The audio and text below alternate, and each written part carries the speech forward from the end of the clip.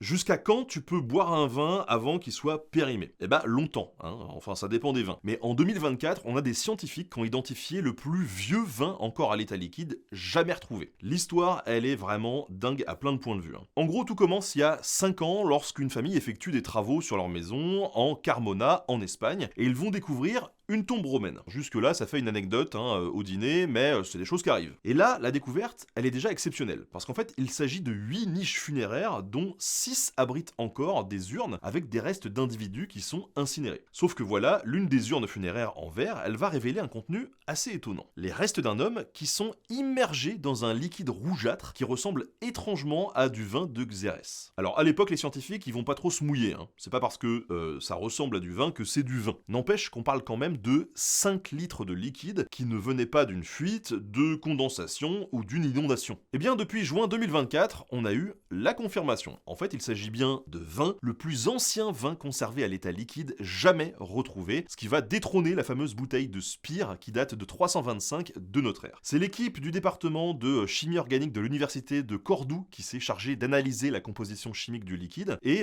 il a pu conclure qu'il s'agissait probablement de vin blanc. Et le vin, qui ressemble maintenant plus à du vin rouge, a changé au cours du temps à cause du contact avec le contenant en verre et avec les eaux dans l'urne. Alors peut-être que ça vous intéressera de savoir que les chercheurs estiment que le vin est toujours buvable sans risque, mais franchement, je vous rappelle quand même que ce vin, il a passé 2000 ans en contact avec un corps incinéré. Moi, je passe mon tour. Par contre, l'idée de s'enterrer plongé dans du vin, je suis presque étonné que personne n'y ait pensé en France.